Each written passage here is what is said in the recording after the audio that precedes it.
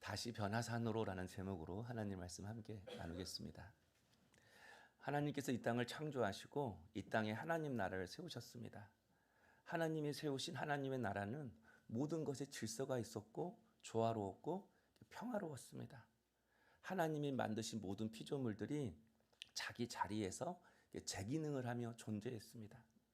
그래서 하나님 나라에 샬롬, 평화가 있었습니다. 평화는 단순히 문제가 없는 상태가 아닙니다. 모든 것이 자기 자리에서 제 기능을 할 때 이루어지는 열매입니다.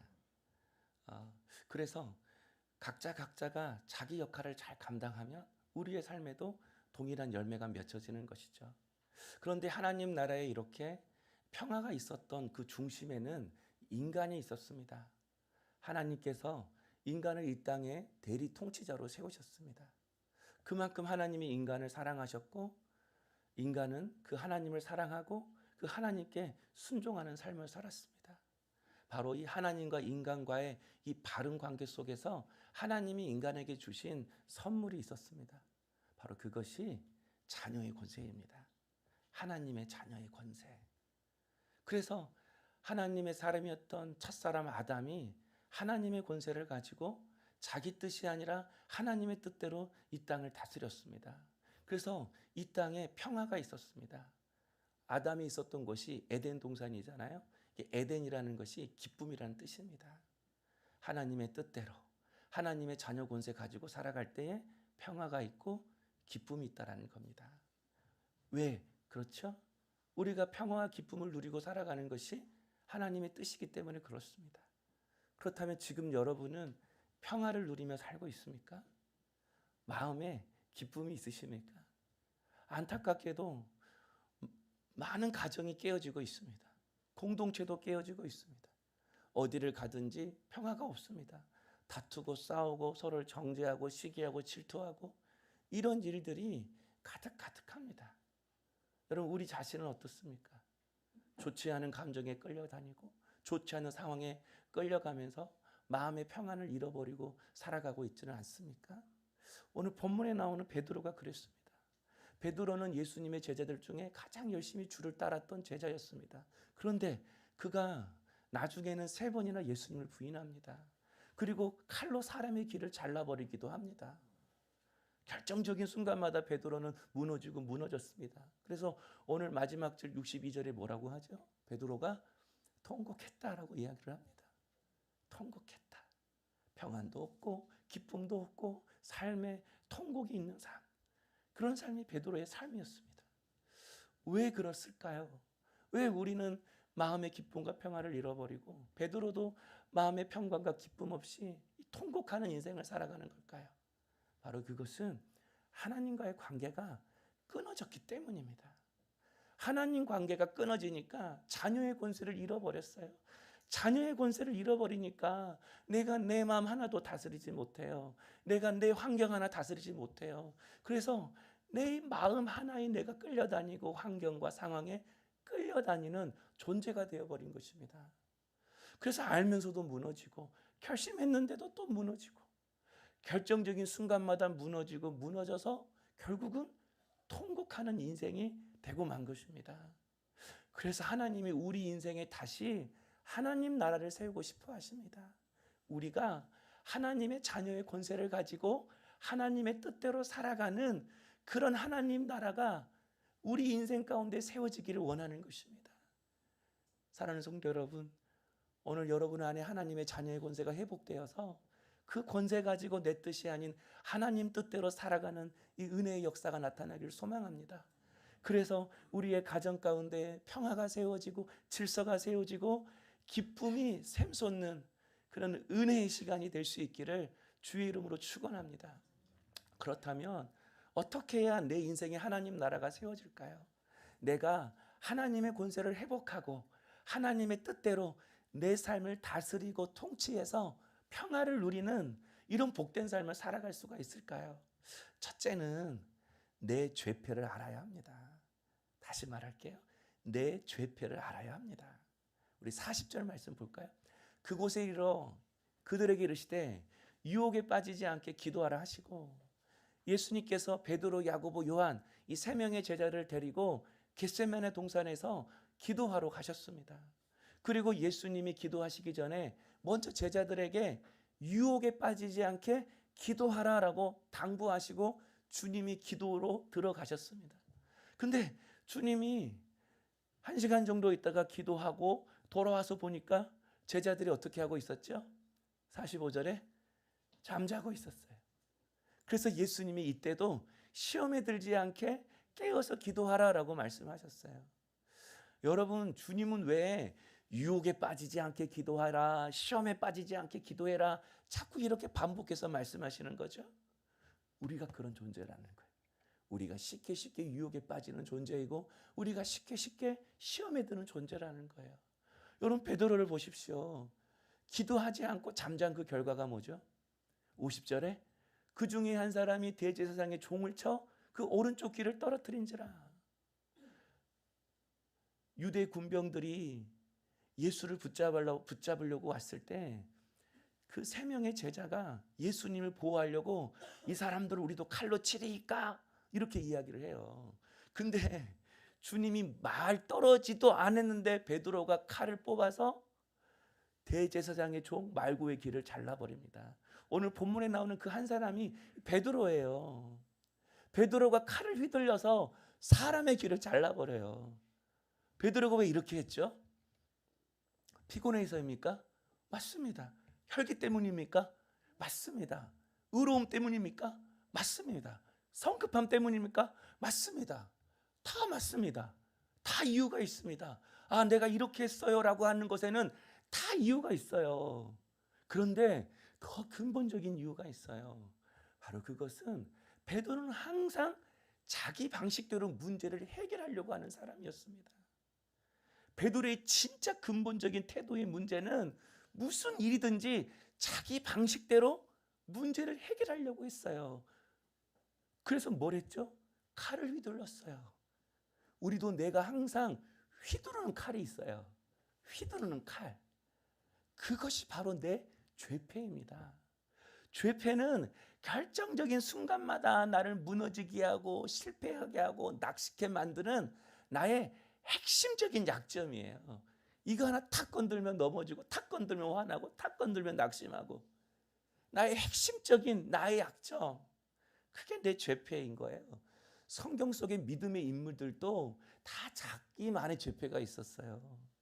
부자 청년은 돈에 무너졌고요. 삼손은 여자에 무너졌고요. 도마는 의심에 무너졌고요.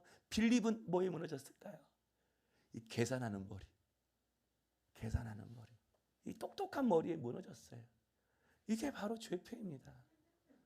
죄패는 사람마다 다 달라요. 어떤 사람에게는 돈 욕심이 죄패입니다. 돈에 굉장히 민감해요. 어떤 사람에게는 자존심이 죄패예요. 이 자존심 때문에 하나님 앞에 회개도 못해요. 어떤 사람은 분노, 혈기가 죄패예요. 어떤 사람은 술, 음란, 도박, 게임 이런 중독이 죄패예요. 어떤 사람은 두려움과 염려에 매여서 살아가는 게 죄패예요.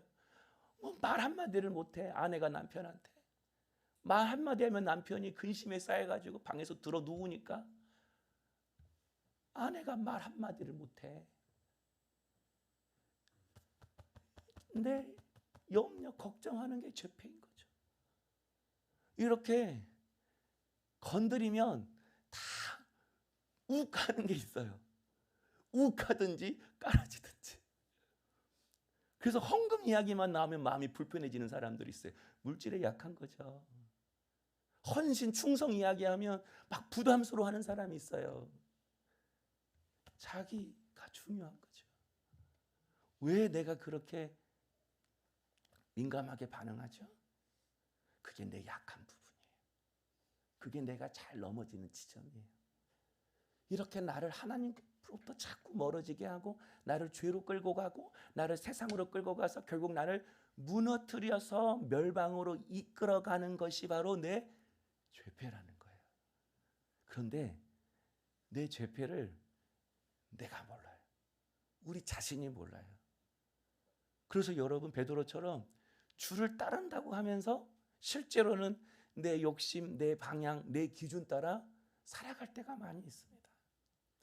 지지난주 금요일날 부자 청년 이야기했죠.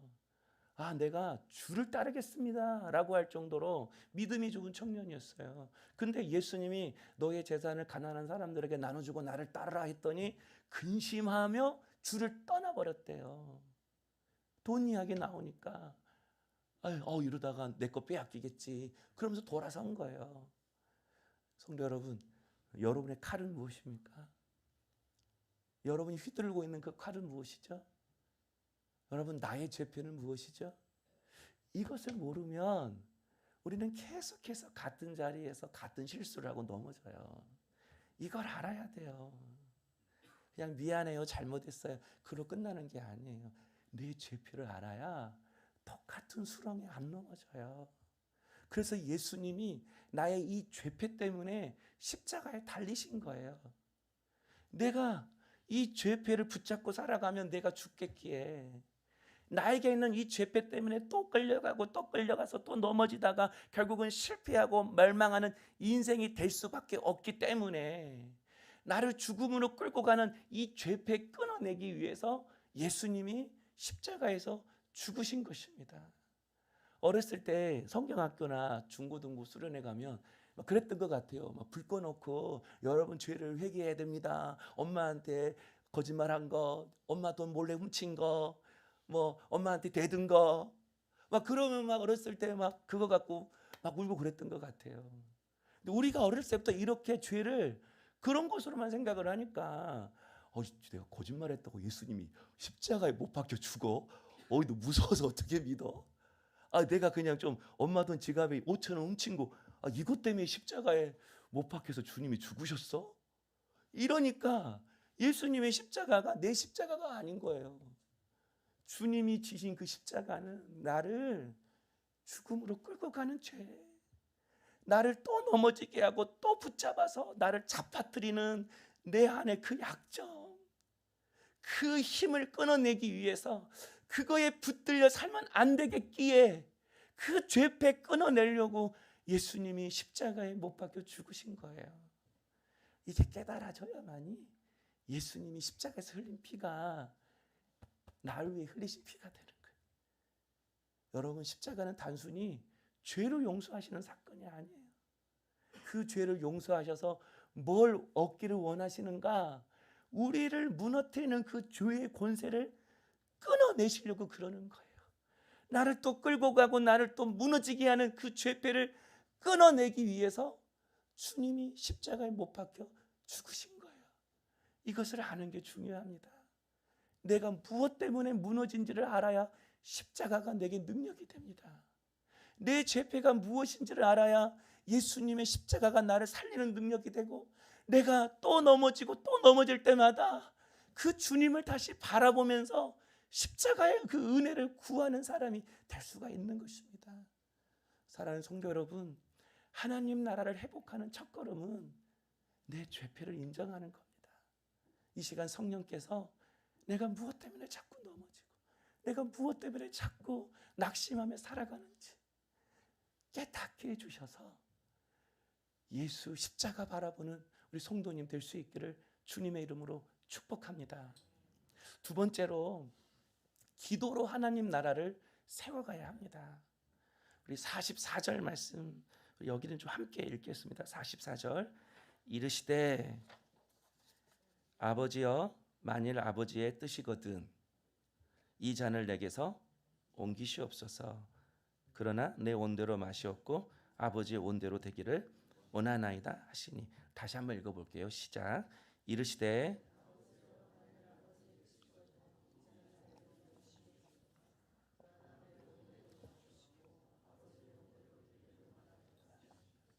아멘. 예수님께서 땀이 핏방울이 되도록 기도하셨다고 합니다. 본문에 설명 나오죠. 더욱 애써서 간절히 기도했다. 왜 이렇게 주님이 간절히 기도하는 거죠? 42절에 그 내용이 나오죠. 아버지여, 만일 아버지의 뜻이거든 이 잔을 내게서 옮기시옵소서. 그러나 내 온대로 마옵시고 아버지의 원대로 되기를 원합니다. 이렇게 기도합니다. 왜 이렇게 간절히 기도했는가? 아버지가 주신 잔을 받기 위해서입니다. 바로 십자가의 잔입니다. 이 십자가의 잔을 받으려고 기도하신 거예요. 예수님도 육신의 몸을 입고 계셨기 때문에 십자가가 고통이었습니다. 육신에 입고 있는데 못이 들어가는데 안 아파요? 채찍에 맞는데 안 아파요? 아프죠. 예수님도 십자가 생각하면 고통이고 괴로움이었어요. 그래서 예수님이 하나님께 이 잔을 내게서 옮겨달라고 기도하신 거예요. 그런데 주님, 이 잔을 내게 옮기시옵소서, 이 기도로 끝나지 않았어요. 마지막에 이렇게 고백해요. 내 원대로 마시옵고 누구의 원대로? 아버지의 원대로 되기를 원하나이다. 그러니까 예수님은 십자가의 잔을 피하기 위해서 기도하신 것이 아니라 십자가를 거부하려는 자기 자신을 꺾기 위해서 기도하신 거예요. 꺾기 위해서 기도하는 거예요. 사랑하는 성도 여러분, 하나님은 우리의 삶이 하나님 나라가 되기를 원하십니다. 하나님이 우리의 삶을 다스리고 통치하실 뿐만 아니라 우리가 하나님께 자녀의 권세를 받아가지고 그 자녀의 권세로 하나님의 뜻에 순종하며 살아갈 때에 하나님이 그 관계 속에서 주시는 평화와 기쁨과 그 열매를 누리며 살기를 우리 하나님이 어느 누구보다도 간절히 원하십니다. 아멘. 여러분도 그렇게 되기를 원하십니까? 여러분 안에도 하나님의 나라가 임하여서 하나님이 주시는 평안과 기쁨과 열매가 가득 찬 인생이 되기를 원하십니까? 아멘. 그런데 여러분, 누가 내 삶에 가장 하나님 나라 이루어지기를 반대할까요? 누가 가장 하나님 나라가 이루어지는 데 있어서 장애물이 될까요? 바로 우리 자신입니다. 왜 우리 자신이죠? 우리도 이 육신을 입고 있기 때문에. 이 육신이 세상 걸 너무 좋아해요. 이 육신이 편안한 것을 좋아하고 재미있는 것 좋아하고 즐거운 것 좋아하고 맛있는 것 좋아하고 볼거리 좋아하고 이 육신이 그러는 거예요. 그래서 이 육신 때문에 힘든 거 싫고 불편한 거 싫고 손해보는 거 싫고, 이게 우리 육신이 가지고 있는 본성이에요. 인간의 본능이에요. 자주 이야기하잖아요. 그러니까 우리 본능대로 결정한다라는 건 두려움을 피하는 쪽으로, 손해를 안 보는 쪽으로, 불편이 없고 자기가 편한 쪽으로 육신을 입고 있기 때문에 우리는 자동적으로 이런 결정이 돼요. 생각이 돼요. 베드로가 그랬잖아요. 베드로가 3년 동안 예수 따라다녔습니다. 그것도 가장 열정적으로 주님 믿고 따라다녔습니다. 그런데 주님이 같이 기도하자고 하실 때 잠을 잡니다. 예수님을 보호하겠다고 예수님이 시키지도 않았는데 칼을 휘둘러서 사람의 귀를 잘라버립니다. 그때 예수님이 베드로에게 이렇게 말씀하셨어요. 너희가 나를 잡으려고 검과 몽치를 들고 왔다. 이 말은 베드로에게 한 말이 아니죠. 지금 예수님이 겟세마네 동산에서 기도를 마치고 일어서는데 그 타이밍에 가룟 유다가 유대 군병들을 데리고 예수님을 붙잡으러 온 거예요. 근데 그 유대 군병들 손에 다 뭐가 들려있다는 거예요? 검과 몽치가 들려있다는 거예요. 그들에게 하신 말씀이에요. 근데 지금 이 일을 똑같이 누가 하고 있어요? 베드로가 하고 있어요. 베드로가 칼을 휘두르고 있어요.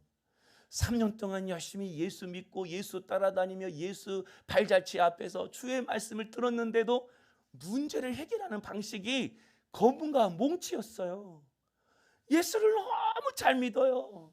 근데 내 삶의 문제를 해결하는 방식이 세상의 가치관이고 세상의 방식 그대로 가지고 살아가요. 그래서 우리에게 필요한 게 있어요. 우리에게 필요한 거. 바로 회심이에요. 회심. 회심은 말 그대로 내 마음을 돌이키는 거예요. 마음이 완전히 돌이켜지는 거예요. 마음이 완전히 돌이켜질 때 뭐가 돌이켜질까요? 내 삶의 방향이 돌이켜지는 거예요.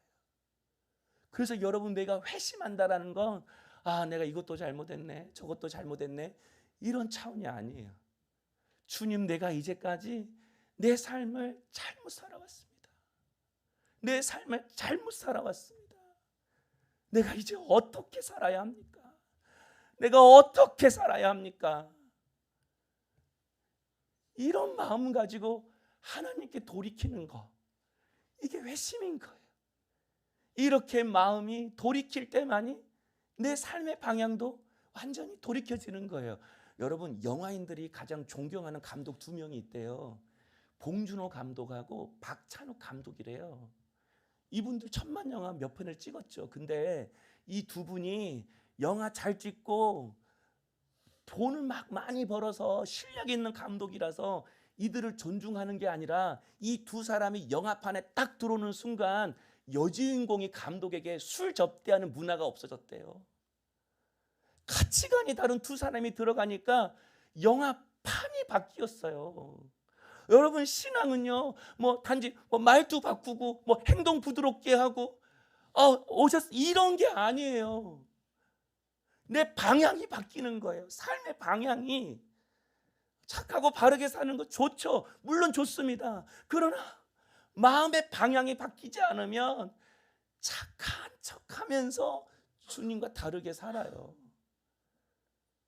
부드러운 척하면서 꺾어지지 않는 그 마음으로 자기 뜻 고집하며 살아가요. 검과 몽치 그거 들고 우리의 삶의 문제를 해결하려고 해요. 그래서 회심이라는 건 내 마음이 바뀌어서 삶의 방향이 바뀌는 거예요. 내 마음이 바뀌어야만이, 완전히 돌이켜져야만이 여러분 비로소 내 삶에 하나님 나라가 세워지는 것입니다. 그래서 신앙생활 할 때 반드시 우리에게 있어야 하는 것이 있어요. 바로 그게 회심의 경험이에요. 회심의 경험. 내가 정말 잘못 살았습니다. 이제 주님, 내가 어떻게 살아야 합니까? 이 애통하면서 하나님 앞에 나아가는 이 회심의 경험이 우리에게 반드시 있어야 돼요. 여러분, 우리가 예수 믿고 하나님의 자녀가 되었을 때 이것을 거듭남이라고 이야기를 합니다. 내가 육신의 자녀로 살다가 예수 믿고 하나님 자녀로 다시 태어났다는 거예요. 그래서 거듭남 그래요. 근데 여러분, 제가 질문 하나 할게요. 긴장은 너무 하지 마시고, 이 거듭남의 사건은 알 수 있을까요? 아니면 모를까요? 내가 예수 믿고 하나님의 자녀가 되었다는 것은 알 수 있을까요? 아니면 모를까요? 틀리니까 답하지 마세요. 알 수도 있고 모를 수도 있어요. 내가 하나님의 자녀가 된 것은 알 수도 있고 모를 수도 있어요. 언제 구원받았죠? 성경자매 언제 구원받았죠? 말 못해요. 왜 그런지 아세요? 모태 신앙이니까. 어렸을 때부터 부모님 따라 예수를 따라 믿었어요. 그리고 자신도 모르게 자연스럽게 예수가 믿어지고 하나님을 아버지라고 고백하게 되었어요. 축복이에요. 여러분, 예수 믿는 게 쉬운 것 같죠? 절대 쉽지 않아요. 교회 문턱 하나 넘어오는 게 10년 걸리고 20년 걸려요. 나는 열심히 재밌게 살다가 70살 되어서 80살 되어서 그때 예수 믿을게요. 누구 맘대로. 믿음이 그렇게 쉬워요? 믿음은 내 안에서 나오는 게 아니에요. 하나님이 선물로 주시는 건데. 그래서 이 거듭남의 사건은 알 수도 있고 모를 수도 있어요. 이런 사람은 알겠죠. 아주 인생 개판으로 살다가 자기 죄가 확 깨달아져가지고 그날 회개하고 예수 믿은 사람, 그날이 회개한 날이고 그날이 회심한 날이고 그날이 거듭난 날이에요. 그런 사람들은 알죠. 사도 바울처럼. 그래서 여러분, 내가 언제 구원 받았는지는 모를 수 있어요. 이단들이 물어보죠. 당신 구원 언제 받았어요? 그러면 그날 언제였지? 청소년 때였던가? 이러면 구원 못 받은 거예요. 하나님의 자녀가 되었다는 건 엄청난 사건인데 몇 날 몇 시 정확히 알아야 구원 받는 거예요. 이런 말에 쫄 필요 없어요. 아기가 태어날 때 그날 알아요. 나중에 아는 거지. 그냥 구원 받았어요 말하면 돼요. 나는 구원 받았어요. 당당히 말하면 돼요. 그런데 회심은 좀 달라요. 회심은 내가 내 삶을 깨닫고 마음을 돌이키는 거잖아요. 그래서 인생의 방향이 확 바뀌는 거잖아요. 이걸 어떻게 몰라요? 회심의 사건은 반드시 알게 되어 있습니다. 예수님께서 베드로에게 십자가 지시기 전에 이 말씀하셨어요. 닭이 울기 전에 네가 나를 3번이나 부인할 것이다. 아우, 주님 그런 말 하지 마세요. 다른 사람들은 다 줄을 벌어도 나는 결코 줄을 버리지 않겠습니다. 그런데 어떻게 됐죠? 3번 딱 부인하는 순간 닭이 울었대요. 그리고 그 순간 예수님과 눈 마주쳤대요. 그때 베드로가 통곡을 합니다. 통곡을 해요. 자기가 이제까지 주님 앞에 했던 그 결단들이 다 헛것이었구나. 내 믿음이 헛것이었구나. 통곡을 해요. 자기 자신을 본 거예요. 그때 바로 이 사건이 베드로에게 있어서 결정적인 회심의 사건이었어요. 자신의 죄를 깨닫고 통곡하는 그때, 그게 베드로에게는 회심의 사건이었어요. 여러분, 이 사건을 어떻게 잊겠습니까? 그래서 우리에게도 이런 회심의 사건이 있어야 합니다. 내가 죄인임을 깨닫는 사건, 내 죄패가 무엇인지를 깨닫는 그 사건, 이 회심의 사건이 내 삶 속에서 일어나야만이 하나님 나라가 세워지는 것입니다. 내가 꺾어지는 사건이 있어야만이, 내가 가고 싶은 그 방향을 꺾어서 돌이키는 이 회심의 사건이 있을 때만이 하나님 나라가 내게 세워지는 것입니다. 그래서 하나님이 우리에게 사건을 주세요. 사건. 어떤 사건일까요? 내가 꺾어지는 사건을 주세요. 자이든 타이든 내가 꺾어지는 구원의 사건을 주셔요. 그 일 때문에 자존심 상했어요. 내가 처참히 무너졌어요. 그러나 주님은 그런 사건을 통해서 구원의 사건으로 나를 빚어가시는 겁니다. 그래서 예수님이 베드로에게 기도하라고 하신 것입니다. 사실 누가 더 피곤했겠습니까? 예수님이죠. 예수님이 더 피곤하셨죠. 그런데 주님은 이 육신의 피곤함을 이기고 기도하셨습니다. 땅이 핏방울이 되도록 기도하셨습니다. 그래서 뭘 하셨죠? 자기 뜻을 꺾으셨습니다. 십자가의 잔을 피하고 싶은 자기 뜻을 꺾으셨습니다. 왜죠? 자기 뜻을 꺾어야만이 하나님 나라가 우리에게 이루어지니까. 내가 죽어서 하늘의 미랄이 되어 땅에 떨어질 때만이 수많은 열매가 맺혀지니까, 예수님이 죽어야만이 하나님과 우리 사이를 가로막고 있는 그 죄의 담이 허물어져서 우리가 하나님께로 가고, 하나님께로 간 우리가 당신의 자녀가 되어서 하나님의 자녀 권세 가지고 이제는 더 이상 죄의 세상에 끌려다니지 않고 자녀 주신 그 권세 가지고 이 땅을 살아갈 수 있으니까 예수님이 기도로 자기 뜻을 꺾으셨습니다. 그래서 우리 안에 하나님 나라가 시작되었습니다. 사랑하는 성도 여러분, 기도로 내 자신을 꺾는 주의 종들 될 수 있기를 소망합니다. 기도하면 무엇이 꺾어져야 할지 보입니다. 기도하면 무엇이 죽어야 할지가 보입니다. 그러나 기도하지 않으면 베드로처럼 수치와 조롱을 통해서 자기 자신을 대면하게 됩니다. 그래서 가장 축복의 사람이 은혜로 자기를 깨닫는 사람, 하나님의 은혜로 자기를 깨닫는 사람. 하나님이 말씀으로 사건을 통해 기회를 주셨음에도 자꾸 나를 꺾지 않는 사람은 결국 내 죄 때문에 통곡하는 고통을 경험하게 됩니다. 그래서 기도해야 합니다. 기도하면 내가 꺾어질 것이 보입니다. 기도하면 내 안에 무엇이 그토록 내가 하나님의 뜻을 막았는가, 내 안에 견고한 진이 보입니다. 그것이 꺾어져야 합니다. 그것이 다스려져야 합니다. 하나님 나라를 방해하는 내 안에 것들이 무너져야 합니다. 그래서 여러분, 우리가 기도로 또 씻어내고 예수 보혈로 또 씻어내고 또 씻어내는 것입니다. 목욕을 하고 나면요, 다시 입었던 옷 입잖아요. 그러면 안 나던 냄새가 맡아져요. 원래 이 옷에 냄새가 나는 옷이었죠. 내가 더러울 때는 잘 몰라요. 못 느껴요. 항상 이 옷을 입고 있으니까. 그런데 내 몸을 씻고 나서 이 옷을 입어보니 이 옷에서 냄새가 나요. 속옷에서 땀 냄새가 나요. 바로 이 죄 냄새 때문에 파리가 날라들었던 거죠. 이 죄 냄새 때문에 마귀가 틈을 타서 우리를 유혹하고 쉽게 무너뜨리려는 거죠. 그래서 우리가 세상에 끌려다니는 것입니다.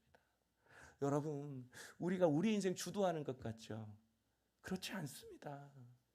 우리는 술 한 잔도 내 뜻대로 못하는 인생입니다. 사람들은요, 내가 술 한 잔만 해야지, 자기가 이 술 한 잔을 선택했다고 생각해요. 그런데 괴로우면 술 한 잔, 외로워도 술 한 잔, 힘들면 술 한 잔, 무임에도 술 한 잔. 내가 술 한 잔을 선택한 게 아니에요. 그 술 한 잔에도 내가 끌려다니는 존재라는 거예요. 담배도 마찬가지죠. 이 한 까치가 뭐라고? 이 한 까치만 펴야지. 근데 이 한 까치가 화나니까 한대, 답답해서 한대, 신경질 나니까 한대, 걱정이 있으니까 한대. 이 담배 한 대가 나를 끌고 가요. 우리는 이 술 한 잔, 담배 한 배도 내 힘으로 어떻게 할 수 없는 그런 존재예요. 술과 담배가 우리의 구원을 좌우하는 것은 아닙니다. 그런데 우리의 기쁨을 빼앗고 하나님 대신 다른 것으로 채웁니다. 그 자리에 연기로 채웁니다. 제가 말했죠. 제가 담배 못 끊고 있을 때 하나님이 제게 꿈꾸게 하셨어요. 저는 항상 걱정하고 근심할 때만 담배를 피웠어요, 대학생 때. 근데 근심하고 걱정하면서 담배 피는 내 모습이 꿈에서 보이는 거예요. 근데 그 연기가 내 머리로 다시 들어가는 거예요. 사방에는 악한 영이 나를 둘러싸고 있고, 그때 깨달았어요. 그때 깨달았어요. 성도 여러분, 예수님께서 십자가에서 나를 죽음으로 끌고 가는 그 죄의 권세를 끊으셨다고 말씀하십니다. 죄의 권세가 박살났다고 하는데, 뱀의 머리가 박살났다고 하는데 왜 우리는 여전히 끌려다닐까요? 그만큼 죄의 힘이 있기 때문에 그래요. 그래서 자신도 모르게 따라가는 거죠. 자신도 모르게 끌려가는 거죠. 그런데 여러분, 이 죄가 힘을 잃을 때가 있어요. 힘을 잃을 때가 있어요. 그때가 언제인 줄 아세요? 죄가 깨달아질 때예요. 나에게 죄를 이길 힘과 능력이 막 부어져 가지고 죄를 이기는 것이 아니라 죄가 깨달아지는 순간 죄가 힘을 잃어요. 내가 하나님 없이 살았던 거, 내가 하나님 무서워하지 않고 내 마음대로 살았던 거, 내가 주인 되어 살았던 내 모습이 깨달아지는 그 순간, 내 삶의 주인은 하나님이구나, 이 고백이 탁 터져 나오는 순간 죄가 힘을 잃어요. 마귀가 힘을 잃어요. 그래서 깨닫는 그 순간이 빛이 들어오는 순간이에요. 빛을 비춰주세요. 빛을 비춰주세요. 이 말이 주님 저를 깨닫게 해주세요. 이 깨닫는 그 순간이 내 생각에 어둠이 깨지는 순간이고요. 내 마음에 견고한 진이 깨지는 순간인 거예요. 그래서 주님의 보혈로 나를 씻어달라고 우리가 계속해서 기도하는 거예요. 주님 날 씻어주십시오. 주님의 보혈로 나의 생각을 씻어주옵소서. 주님의 보혈로 나의 걱정, 근심 가득한 이 마음을 씻어주시옵소서. 주의 보혈로 내 마음을 씻고 또 씻어내면 그 씻어진 그 마음에 주님이 평안을 채워주시고 기쁨을 채워주시고 소망을 채워주세요. 그래서 우리는 내 안에 있는 기쁨으로 사는 거예요. 소망으로 사는 거예요. 내 안에 주신 능력으로 사는 거예요. 이것이 우리 그리스도인이 살아가는 삶의 원리인 거예요. 그래서 하나님이 우리에게 주신 게 있어요. 가시요, 가시. 우리에게 가시를 줬어. 사도 바울에게 육체의 가시가 있었다고 하잖아요. 그런데 그 육체의 가시가 자신이 교만해지려고 할 때마다 바울 자신을 찔렀대요. 그러면 그때마다 내가 내 뜻대로 했지, 내 생각이 앞섰지, 내가 자만했지, 이렇게 자기 죄를 깨닫고 주님 앞에 다시 나를 꺾고 엎드렸대요. 엎드렸대요.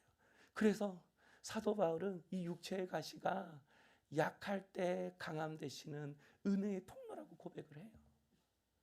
그래서 우리에게도 하나님이 주신 가시가 있어요.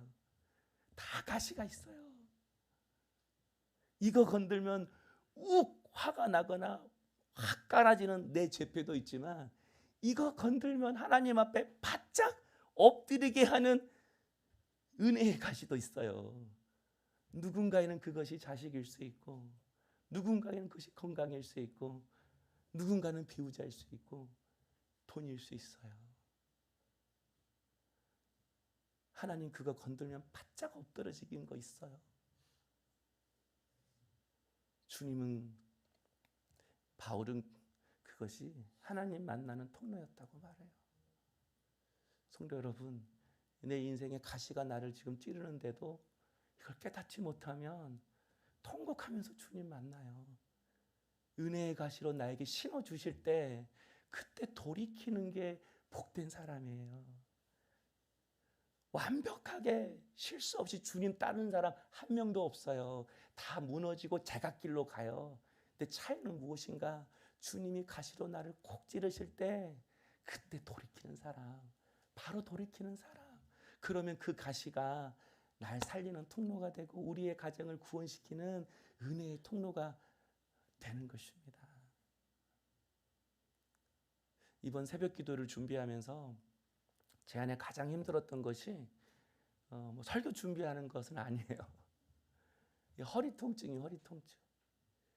신경이 눌려서 왼쪽 다리 발등까지 통증이 와서 제가 밤에 잠을 자지 못했어요.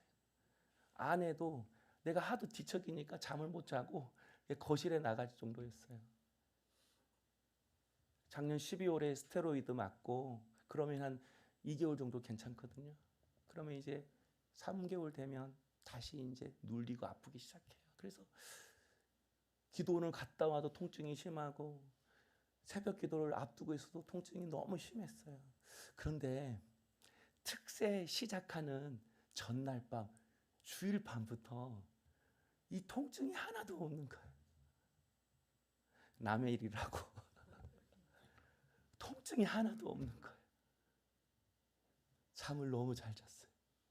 그리고 지금까지 통증 없이 잠을 너무 잘 자고 있어요. 그래서 제 안에 확신이 생기는 거예요. 아, 하나님 나를 만져주셨구나. 하나님의 일 하라고 나를 만져주셨구나. 그러니까 이런 마음도 생기는 거예요. 아, 하나님이 우리 성도들도 만져주시겠다. 하나님이 우리 성도들에게 일하시겠다. 그래서 새벽마다 통성기도 끝나면 원래 제 스타일이 우리 함께 기도하시다가 자유롭게 돌아가겠습니다. 이게 제 스타일이잖아요.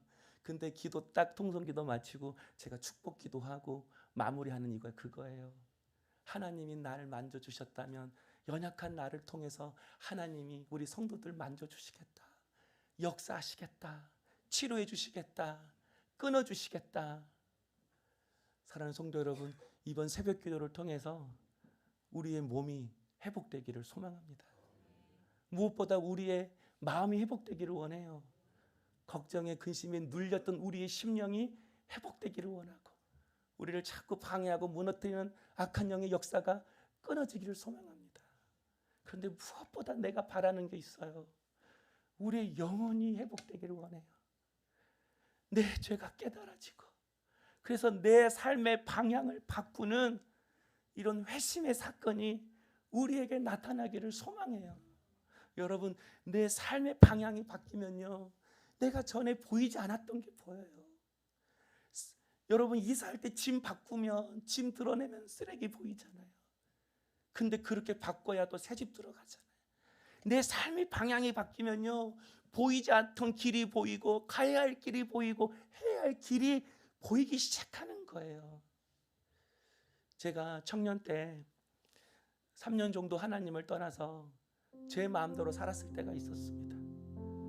그때 다시 하나님을 뜨겁게 만나고 주님께로 돌아왔습니다. 의자 밑에서 3시간, 4시간을 통곡하며 회개하면서 다시 돌아왔습니다. 근데 내가 이렇게 회심의 경험이 있어도 내 안에 괴로운 게 있었어요. 그게 뭐냐면 술과 담배를 내가 끊지 못했어요. 술과 담배를 끊지 못했어요. 신학을 준비하고 있는데 화가 나면 다시 피게 되고 근심이 쌓이면 다시 마시게 되고 그렇게 또 무너지고 무너지는 내 모습을 보면서 혼자 자취방에 있을 때 밤에 무릎을 꿇었어요. 주님, 내가 또 넘어집니다. 내가 또 넘어졌습니다. 근데 이렇게 정말 솔직하게 고백하고 주님, 내가 정말 이제 주님 앞에 거룩한 자가 되기를 원합니다. 이렇게 전심으로 기도하고 아침에 일어났는데 그날부터 모든 게 다 끊어졌어요. 이유가 뭐냐면 술 냄새를 역겨워서 못 맡는 거예요. 술 냄새를 역겨워서 못 맡는 거예요. 누가 물컵에다가 술 마시면 그거 씻잖아요. 근데 그 물컵, 씻은 물컵에다가 물 떨어주면 거기에 그 술 냄새가 역겨워서 진동해서 그 술을 못 마시는 거예요. 그 컵조차도 못 들고 있는 거예요. 그때 주님이 제게 말씀하셨어요. 이게 너의 죄 냄새였다. 이게 너의 죄 냄새였다. 내가 예수 믿는다고 했지만 죄 냄새 풍기고 살았어요. 향수 뿌리고 좋은 옷 입고 머리 잘 단정하고 그러면서 살았어요. 근데 내 안에는 죄 냄새가 났던 거예요. 그래서 제가 주의 보혈로 주옵소서. 예수의 피로 날 씻어 주시옵소서. 예수의 피로 날 정결케 주옵소서. 날 씻어달라고 기도했어요. 그때 주님이 제게 주신 선물이 있었어요. 그때 방언을 주셨어요. 씻고 씻으니 제 마음에 방언의 은사를 선물로 주시더라고요. 사랑하는 성도 여러분, 이번 새벽 기도회 때 우리의 마음을 주의 보혈로 씻고 또 씻을 때에 여러분에게도 하나님이 선물 주시기를 소망합니다. 어떤 이에게는 저처럼 방언의 은사를 주시기를 원합니다. 어떤 이에게는 병고침의 은혜를 주시기를 원합니다. 어떤 이에게는 믿음 주시기를 원합니다. 어떤 이에게는 악한 영을 이길 수 있는 능력 주시기를 원합니다.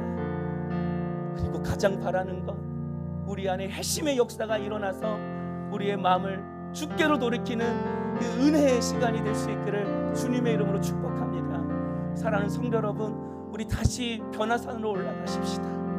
다시 주님 앞으로 나가십시다. 피곤할 거예요. 예수님도 피곤하셨어요. 하지만 기도하셨어요. 왜죠? 이때가 육신을 이기고 기도할 때였기 때문이에요. 사랑하는 성도 여러분, 바로 지금이 기도할 때예요. 어떻게 하는가? 여러분을 섬기는 주의 종을 통해서 말씀하고 있는 거예요. 육신을 이기고 기도할 때에 내 육신의 소욕은 힘을 잃고 죄가 힘을 잃고 마귀도 힘을 잃어서 우리 안에 하나님의 권세가 회복될 줄로 믿습니다. 나를 통해 우리의 가정 가운데 하나님의 평화가 임할 줄로 믿습니다. 주여, 이번 새벽 기도를 통해 하나님의 자녀의 권세가 회복되어져서 내 인생에 하나님 나라가 세워지게 해 주옵소서. 우리의 가정에 악한 어둠의 역사가 끊어져서 하나님의 나라가 우리의 가정 가운데 세워지는 이 놀라운 은혜의 역사가 나타나게 하여 주시옵소서. 주의 소망을 품고 주님 앞으로 나가는 우리 모든 성도님 될 수 있기를 주님의 이름으로 축복합니다.